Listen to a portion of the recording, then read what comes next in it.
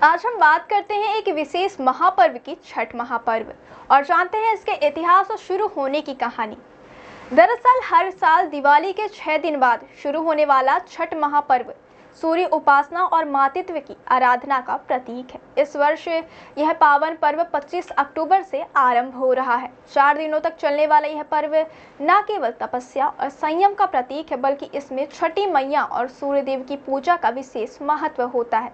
श्रद्धालु नदी या तालाब के किनारे जाकर डूबते और उगते सूर्य को अर्घ्य अर्पित करते हैं और परिवार की खुशहाली, आरोग्य और दीर्घायु की कामना करते हैं। मार्कंडेय पुराण में बताया गया है कि जब सृष्टि की रचना हो रही थी, तब देवी प्रकृति ने स्वयं को 6 भागों में विभाजित किया है।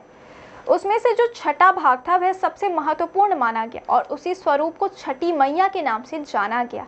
छठी मैया को ब्रह्मा जी की मानस पुत्री और मातृशक्ति का सर्वोच्च रूप कहा गया है। वे संतान की रक्षक देवी मानी जाती हैं और हर नवजात शिशु की सुरक्षा का आशीर्वाद देती हैं। लोक मान्यता के मुताबिक किसी बच्चे के जन्म के बाद छठे दिन छठी मैया स्वयं आती है और उस शिशु के भविष्य का लेखा लिखती हैं। इसलिए यह तिथि विशेष रूप से शुभ मानी जाती है। किंवदंतियों के मुताबिक छठी मैया सूर्य देव की बहन है। इस कारण छठ पर्व पर दोनों की एक साथ पूजा की जाती है। सूर्य को ऊर्जा, जीवन और आरोग्य का प्रतीक माना जाता है। ऐसा विश्वास है कि छठ के दौरान जब श्रद्धालु सूर्य को अर्घ्य देते हैं तो सूर्य देव उनके जीवन में नकारात्मक ऊर्जा और रोगों का नाश कर देते हैं, सुख समृद्धि का आशीर्वाद प्रदान करते हैं।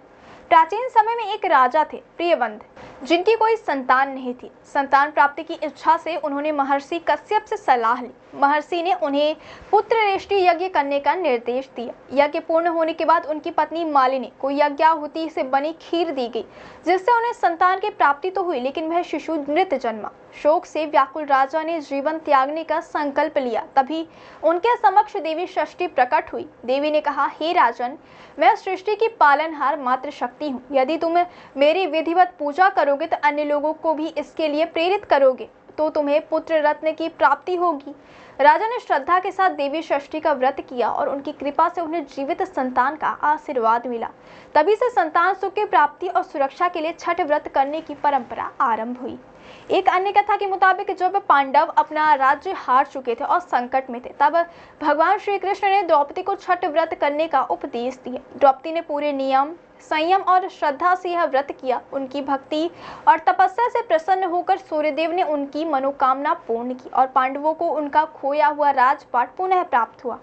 छठ केवल पूजा का पर्व नहीं है, बल्कि यह संयम, शुद्धता, आस्था और कृतज्ञता का प्रतीक है। इसमें व्रती बिना नमक, तेल और प्याज लहसुन वाले भोजन का सेवन करते हैं, दिन भर उपवास रखते हैं और सूर्यास्त व सूर्योदय दोनों समय सूर्यदेव को अर्घ्य अर्पित करते हैं।